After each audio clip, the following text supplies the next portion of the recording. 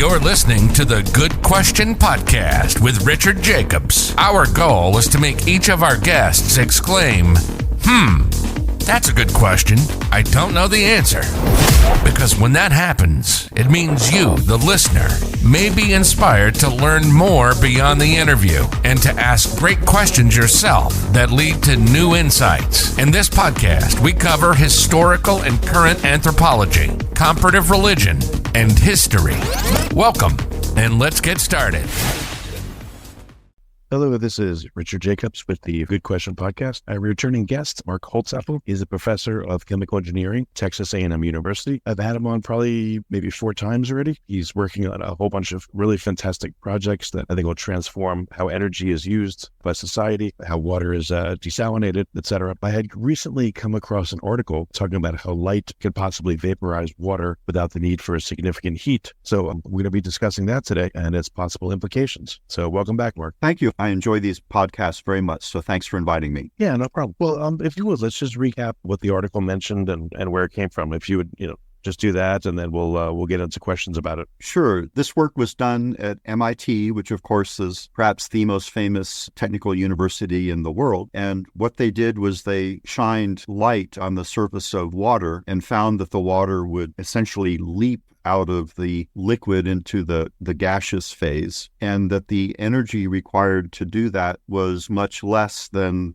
the traditional 1,000 BTUs per pound of water evaporated. So they speculate that this perhaps could be used for desalination purposes and other things. For example, a cloud is basically liquid water, and the surface of the cloud is exposed to direct sunlight. So possibly this phenomenon occurs in clouds and therefore could be a component of weather. I'm quite sure that most models of weather do not include this effect because it's so new and unusual, but it actually might be something that has to be considered in future models. Yeah, for people that don't know, what happens when water evaporates and or water boils, and then let's contrast it with this method. Sure. I think everybody's probably experienced putting a pot of water on the stove and watching it boil. And what that means is that the so-called vapor pressure of the liquid exceeds the pressure of the atmosphere, which allows bubbles of gas to come up out of the liquid. So the idea is that every single water molecule in that bubble is steam. So their steam molecules are separated by large differences. And so you have to supply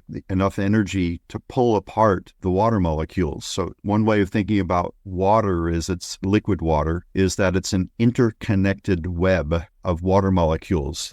Just to get into the weeds a little bit, it's called hydrogen bonding. I think probably everybody knows water is H2O. The oxygen is really good at pulling electrons away from the hydrogen. So a single water molecule is polar. The oxygen is negative and the hydrogens are positive. And when you allow these polar molecules to contact each other, they align such that the hydrogens align with the adjacent oxygens. And so it's this web of interconnected molecules that are kind of glued together by these hydrogen bonds. So when you put a pot of water on the stove and you heat it up, what you literally have to do is every single one of those molecules of water has to be pulled apart and separated from its neighbors, which takes a lot of energy. And as I mentioned, a typical amount of energy is 1,000 BTUs to evaporate a pound of water. And so what kind of shocked me when I read this article from MIT is that they were saying they could pull water away from the liquid for much less than that. And so my skeptical ears were enlightened and came alive. And it's like, how could this be? I mean, I teach thermodynamics. How could you break the laws of thermodynamics? So I was very skeptical of the article. And fortunately, I kept an open mind and read further. And I do believe that what they have is true and real. But it was certainly raised a lot of questions in my mind when I first heard about it. Well, first, it's a first question. So again, when water boils or gains enough energy to start evaporating, what bonds are being broken? Is it the hydrogen bonds, the intermolecular hydrogen bonds, or which ones are? That's correct. So just to review basic chemistry principles, I think everybody who's taken high school chemistry has probably heard of covalent bonds. So in the water molecule, the H2O, the hydrogen and the oxygen are bonded together very strongly through what's called a covalent bond. But when you put a bunch of water molecules in close proximity to each other, as I mentioned, the hydrogen is a positive charge. It's lost its electrons, which were stolen by the oxygen. And the oxygen is rich in electrons. And so you get this polarity in the molecule, the water molecule. So if they get in close proximity to each other, they kind of align up so that the hydrogen of an adjacent water molecule aligns with the oxygen of the molecule of interest. And this becomes an interconnected web, kind of if you might think of it as a bunch of Velcro sticking the water molecules together. And so when you boil liquid water, you have to pull the Velcro apart. You have to, each individual molecule has to be ripped away from its neighbor in order to make steam. If we model temperature, it's a curve. So in water, because of hydrogen bonding, would that mean that you would the body of water would reach a more uniform temperature faster, maybe through the exchange of phonons, between all the bonded water molecules, or, versus steam, let's say? I've looked into phonons a little bit. I would not say I'm an expert in that topic. Liquid water has a pretty good heat transfer thermal conductivity, so that would indicate that the phonons are transferring energy pretty easily. But that's really a separate question from what we're talking about here. Thermodynamics doesn't care about rate, time. And so it simply says, I start with liquid water and I end up with water vapor. It doesn't care how long it took to go from liquid water to water vapor. A certain amount of energy was required to pull the molecules apart. So the phonons and heat transfer is really a separate issue from the thermodynamics. So rate and thermodynamics are two separate domains. I don't even know if this is possible. What is on a per molecule basis, what would be the amount of energy required to break, a hydrogen bond? I haven't memorized that number, but the 1,000 BTUs per pound is, you could use Avogadro's number and get that pound into individual molecules, but I haven't done that, so I don't have a good answer for you off the top of my head. No problem. So again, when water evaporates, what'll break first is what the intermolecular hydrogen bonds, and individual water molecules will volatilize off, or what would it look like? That's right. So at kind of ordinary temperatures, I think most people know water boils at 100 degrees Celsius at 1 atmosphere of pressure. That's not particularly energetic. So it is enough energy to break the hydrogen bonds and release the water molecules from the liquid into the vapor. If you go to really high temperatures on the order of 1,000 degrees Celsius or 2,000 degrees Celsius, at that point, it's so energetic that the water molecules actually break apart. The covalent bonds will break down. And that's actually a way that people consider to split water, so that, people want to break down water and make it into hydrogen and oxygen, the hydrogen being an energy carrier. And one of the ways of doing that is to expose water to super high temperatures, and it simply breaks down, again, enough energy that the covalent bonds are broken. It's a pretty brutal process, as you might imagine, and it's not generally what people consider if they want to break down water into hydrogen and oxygen. They usually do it using electrochemistry rather than thermal processing, which again is very brutal. Okay. So what's happening under the MIT situation? So light of certain frequency or wavelength is hitting the water, and what bonds is it breaking? Yeah. So what it's doing, it's still breaking the hydrogen bonds between the molecules, but it doesn't separate each molecule from its neighbor. It basically kicks out chunks of water. So what's ejected into the gaseous phase is not individual water molecules, it's chunks of water. And so that's why it takes less energy to separate the water to get it into the vapor phase, because you're not separating every molecule. Again, using the Velcro analogy, you're not pulling apart every single molecule from its neighbor. You're just ripping out a chunk of water molecules. So what's the size distribution of the chunks? Like how many molecules? Has that figured out by MIT? I'm not sure that maybe they calculated that. I didn't investigate it enough to give you an actual number. I was just trying to figure out whether this thing has merit or not. I mean, is it true or not? And so I was more interested in how could you, quote unquote, violate the laws of thermodynamics using light, because thermodynamics is thermodynamics. It doesn't really matter where the energy comes from, whether it's light energy or thermal energy, to separate the molecules. But what I learned when I got into the details is that you were not separating each individual molecule. You were tearing out chunks from the surface of the water, and that's the mechanism. If you were to use this, how would you tune it? What would be an ideal size of the molecular cluster that you would cleave off? And, how could you evaluate the geometry of what is cleaved off to find the fewest number of points to break it off? What could be done there? Well, that's an interesting question. So really what you would try to do is say, what's the minimum amount of light energy I need to rip out the chunks? So we do know, about how much energy there is from the hydrogen bond. And so we could, if we know how much water we've separated based on the amount of light energy, we can actually calculate how many bonds were broken. And then you simply look at, well, I broke up this many bonds, but this many molecules are now in the gas phase. And so you could actually calculate based on that how many molecules, or estimate the amount of molecules in the surface. Now, that calculation would have to assume that the efficiency is 100%, that all of the light energy, it goes into breaking the hydrogen bonds. And that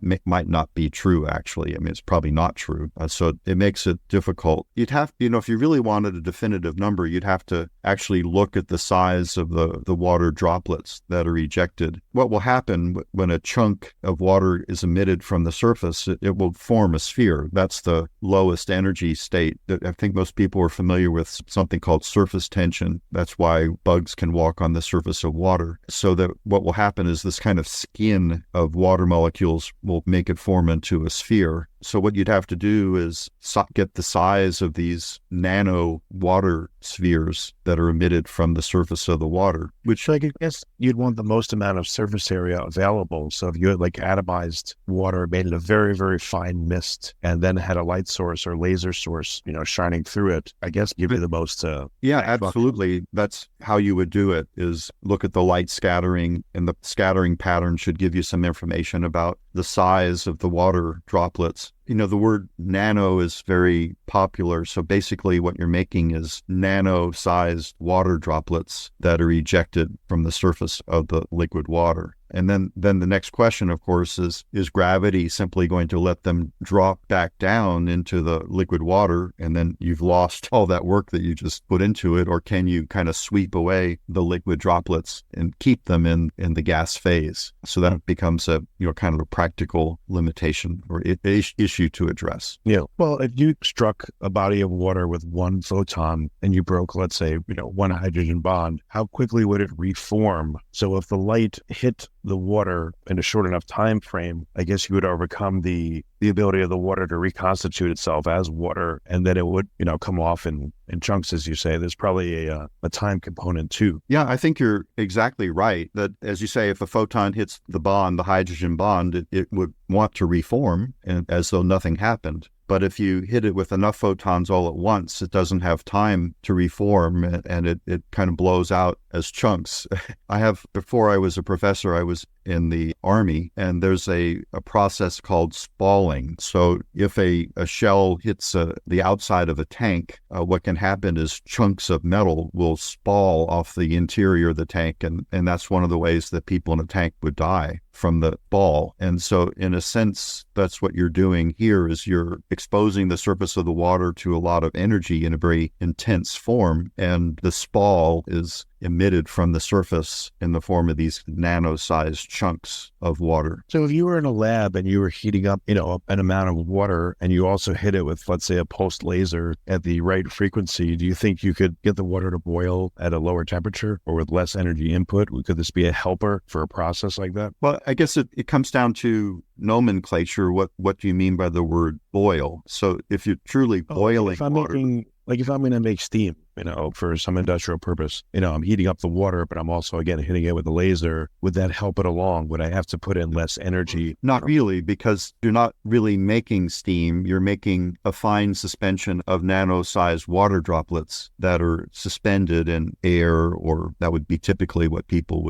would assume. So it's not really steam. It's just nano-sized water droplets that have spalled off the surface of the water. Well, if you had it in a contained volume, and again, let's say the laser went through the body of the water, would it slow down maybe even the boiling process? Like you would create temporarily, unbelievable amounts of holes in the lattice, the structure of the water. It's not really a lattice, but in the structure of the water with hydrogen bonds being broken. Would that help contribute? Would that add surface area to the water and allow it to be boiled again more quickly, more effectively, et cetera? I'm thinking about your question. I'm not sure I can come up with a definitive answer because certainly laser light can be added more quickly than heat. So heat really is transferred through a wall of a container. So the metal, we think of metal as a good conductor, and generally it is, but compared to the amount of heat necessary to boil away water, the metal wall actually is a restriction. It's hard to supply enough heat through the metal to satisfy the need of energy to boil. So yes, if you had a laser that could focus directly on the water and not have to go through the wall, you could vaporize water much, much more quickly. You think about a military laser that they might use to shoot down drones or missiles. It's quite a bit of energy in that beam. And if you directed it at the surface of water, it would very, very quickly blast apart the water much, much more quickly than you could possibly add heat through the metal wall. But the second part of the question is,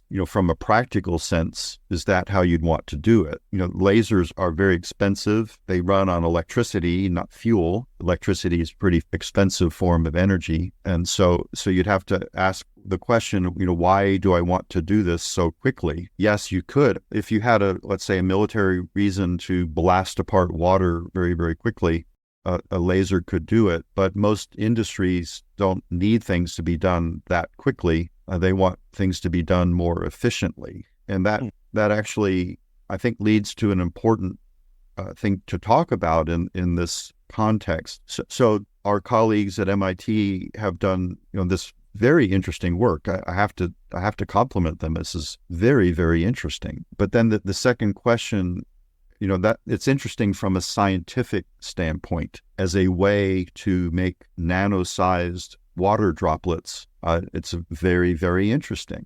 But then when you put on your engineering hat, you have to start asking questions. Okay, what would I do with this information in a practical way?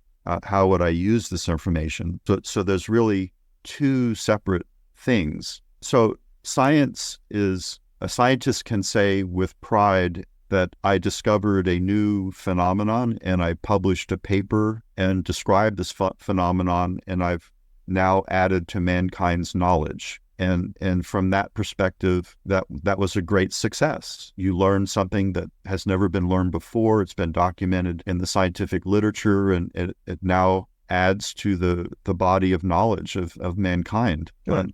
Engineers, though, have a different task. Think of this kind of infinite body of knowledge that people have been discovering over many, many centuries. What an engineer does is kind of picks from that body of knowledge and says what particular pieces of knowledge are useful from a commercial and, let's say, an industrial standpoint. And that usually is a small subset of mankind's knowledge. I don't have an exact number, but maybe 1% or 1/10% or some number like that of all of mankind's knowledge is actually useful for something. Well, I'm trying to find these applications right here during the interview. Why not? That's why I'm asking. Of course. I mean, that's what usually, just as a sidelight. I mean, let's imagine that you're a bioscientist and you discovered something new. A person might ask, could you cure cancer with that knowledge? And maybe the answer is yes, maybe the answer is no. But generally what people want to know is, okay, you've done this wonderful science. How does it make my life better? How does it improve mankind's position in the world? And that frankly is where I struggle. So go ahead. What comes to mind here is, how would this affect water-based chemistry? So let's say you are pulsing it with a laser, or you just have sunlight incident on it, by forming these nano droplets, maybe within the body of the water or at the surface. How would that change the chemistry of what you're trying to do in water? That might be something, that'd be a whole avenue to explore, just as a for instance. Yeah, it's a great question. One of the things they talked about was, using it for water desalination, which of course is a huge human need. We keep having more and more people on the earth, but we're not making more and more potable water. And that's, of course, what motivates one of my research interests is to learn how to desalinate water more effectively, efficiently, economically than the current technology. So if I look at it from that perspective, the very first question that I would ask is, okay, if you have salt water and you zap it with these lasers or sunlight, the chunks of water that come out, do they still have the salt in it? It's not obvious to me that when the chunk comes out that it only lets water come out and not the salt. Going back to this bonding situation, if we think of salt water or seawater as sodium chloride, the sodium is a positive charge and all the oxygens in the water align around the sodium, and the chlorine as a negative charge and all the hydrogens align around the chlorine. And so when the laser zaps the water and the chunks come out, frankly, I would assume that the sodium and chloride comes with it. And so you really haven't separated the water, the H2O, from the sodium chloride. Now, I'm only speculating. I don't know. I haven't read about whether that experiment has been done or not. But that would be, if you're talking about it from a practical sense, that would be the first question that I would want answered is, if these chunks are coming out, why is it that the sodium and chloride would stay behind in the bulk liquid and only the H2O would come out? And I have trouble off the top of my head explaining why that might happen. So further experiments would be needed to show whether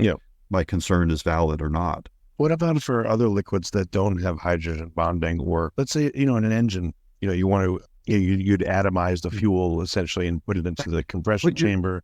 You're so clever in your questions. That's a very interesting question. So yes, in an automobile engine, like in a diesel engine, what they do is literally spray diesel fuel through a high pressure nozzle, and it's this fog of diesel that ignites. And their time is a factor because you have only so many milliseconds before you have to repeat the process again. And so if one were to let's say have a laser beam that goes into your piston and blast the fuel, I could see that doing a better job of atomizing the fuel and maybe reducing pollution and maybe getting a little bit more fuel efficiency. So that would be very, very interesting thing to look at, and it very well could be that you have to look. Substances have an absorption spectrum, and so you'd have to tune your laser to the frequency where the diesel fuel absorbs, and then zap it, with a high amount of energy, and that it would literally explode the droplets and allow them to burn. When I say explode, what I mean is fragment them into tinier droplets that can then burn with the oxygen much more efficiently. So that's a very, very interesting idea. Yeah, and I figure there's always some water component to any fuel mixture. You probably can't get rid of it all. So, even if it only affects the water component, maybe it combusts in a different way. What would that do? Yes, there is some water in fuel. When I was in the Army, my specialty was fuel, and so there's always this concern about the water getting into fuel. What can happen is if you have too much water in the fuel, if let's say your tank of fuel gets cold at night and the water drops out, usually the engine draws the fuel from the bottom of the tank. And so what you'll be doing is drawing water rather than fuel, and you're trying to start your engine and it won't start because your engines can't run on water. So what I'm getting to is that people that manage fuel supplies are very concerned about having water in fuel, and they go through a lot of effort to minimize water. So there's not normally very much water there. Now, having said all that, there is people that may know a little bit of history know that during World War II, they would spray atomized liquid water into the piston engines used by the aircraft. That had a number of beneficial effects. It would cool at the intake so that you can get more fuel in there. And so in principle, if you purposely sprayed water into your engine, this could, in theory, in principle, bust up the water into finer and finer droplets so that it enhances this effect. So that would be a very interesting potential application. You could envision a fiber optic cable going to the head of your engine and blasting intense laser light into the engine as it's operating. All this is speculative, but it's certainly something fun to think about. Yeah. Well, I'm trying to think about applications based on some of the research that you're already doing. Maybe this could, make it work even better, whatever you're working on. And so that's why I mentioned it. Yeah, that's a very, very interesting idea. But I guess getting back to my earlier statement, so the job of scientists is to understand more and more about nature, and a scientist is successful when they discover new phenomena that have not been documented before, and it's now encoded in papers that are in the literature. And I like to believe that if mankind survives for thousands and thousands of years, that our literature will survive with us, and we're constantly adding to mankind's knowledge. And then the role of an engineer is to sift through that knowledge and say, oh, here's something I could make money with. And that's exactly what you were doing with the speculation about the engine. Is like, okay, how could we use this information in a practical way? And I would say that's the fun of engineering, is taking interesting phenomenon and trying to bridge into the commercial world. Yes. So I don't know, of your listeners, how many people are engineers or thinking about becoming engineers, but it's a wonderful profession. I love being an engineer because you can learn about the physical world and then apply that knowledge in a way that helps humankind. So I think there's hardly to my view, anything more interesting and fun than doing that. Well, I have a bachelor's in chemical engineering, but it's like 25 years ago. But it helped me understand order of magnitude and make approximations pretty quickly, ballpark estimates. And, I understand how to break a problem down into pieces and solve the pieces. So it's been very useful for me in my life, even though I'm not doing engineering like you are. I agree. Just as an aside, years ago, I learned that Japan graduates 3 times more engineers than they need for industry.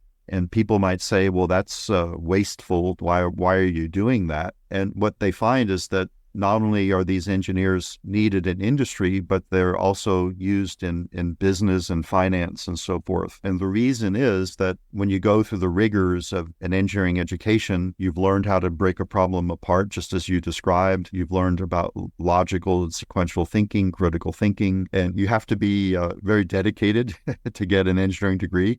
We just don't hand them out. You got to work really, really hard. So you have a really good work ethic if you've earned an engineering degree. And so Japan exploits these, I would say, excess engineers that are educated above and beyond what industry needs. And they employ them in all kinds of areas that are not directly related to engineering. I think because they love Kaizen, they love continuous improvement, small little improvements to a process over time. So I think that fits well with an engineering mindset, is my guess. It does. And you'll often find leaders of industry have an engineering degree. And so this logical, sequential thinking, concern for details also translate well into the business world. And so I think business, when you let's imagine you're trying to hire a CEO of a company and you see that one of the candidates has an engineering degree, that signals that person has been able to withstand the rigors of an engineering education. They know how to be quantitative and sequential in their thinking. And there's just a lot of good things that come out of the engineering process. And again, that's why I love being an engineer. I love teaching engineering. I think that for me, engineering is a calling, and I want to share that with other people. Yeah, that's fantastic. So, I guess going forward, you'll think about this new phenomenon discovered by MIT, and see how it can dovetail with what you do. For people to find out more of the work that you're doing, the projects you're working on, I think a lot of them are fantastic. Maybe you can mention the ones you're working on, and then where can people find out more about your work? Mostly I publish in the area of biomass conversion. So when I was in high school, we were going through the energy crisis, and I purposely became a chemical engineer so I could learn how to convert biomass into fuels.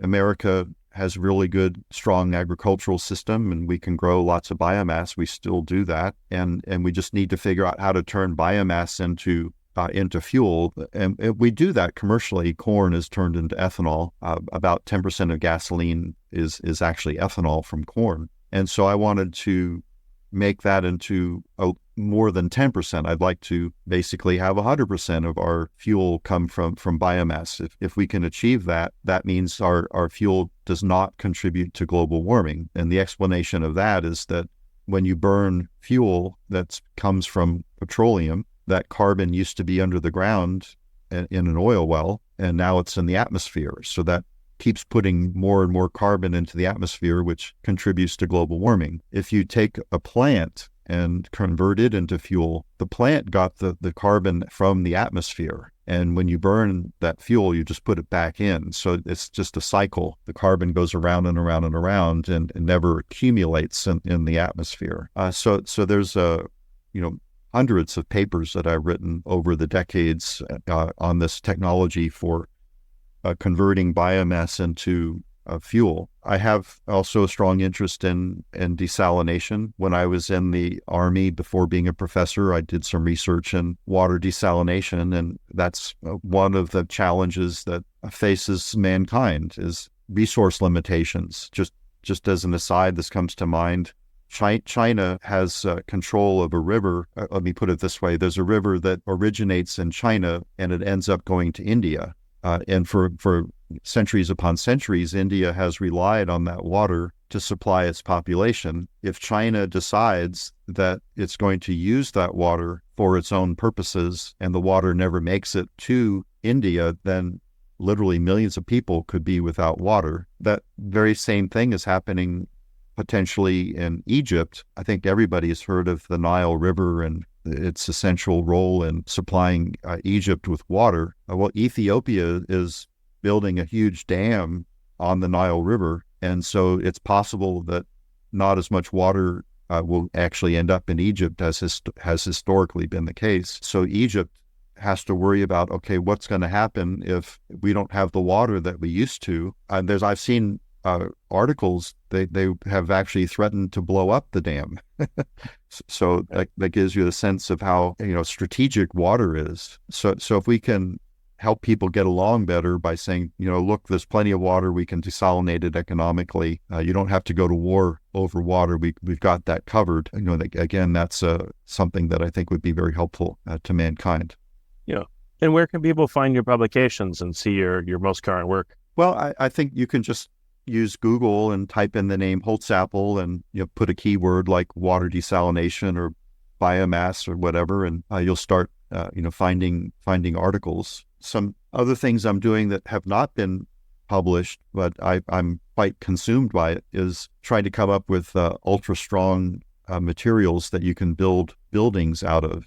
Concrete is the second most widely used material. Put it this way, the second most produced material that humans make is concrete. The number one is water. So I've turned my attention to number two, concrete, and trying to figure out how to make it stronger and capture CO2 and come up with new ways of building buildings that make them go up faster, so that can help relieve some of the pressure on housing. So my mind kind of goes 1,000 different directions, but always trying to figure out how to make the world a better place. So that hasn't been published yet. A patent has been filed, but nothing in the public domain yet. Okay. Well, very good, Mark. It's always great to hear from you. I just feel like you're a really good communicator of these concepts. So it's easy to talk to you about this than, perhaps some other engineers I've spoken to. I think engineers in general also are better communicators of science concepts sometimes than pure scientists. So I appreciate you coming back on the podcast yet again. Well, I appreciate the compliment, and I appreciate that very much. I am a dedicated teacher and do my best to explain these complicated concepts in ways that essentially a high school student can understand it. And I love doing that. Again, I believe strongly that engineering is a calling, and it can be very, very hard to learn engineering if it's not taught properly. So I've really worked hard over the many, many years to try to take complicated ideas and make them as simple as possible. So I appreciate your nice compliment. Thank you so much. Excellent. Thank you for listening to the Good Question Podcast. Please email support@thegoodquestionpodcast.com if you have any referrals to great guests for us to interview. Visit thegoodquestionpodcast.com to hear more interviews. And please help us spread the word by rating and reviewing us on Apple Podcasts, iTunes, Spotify, YouTube, or wherever you listen to this podcast.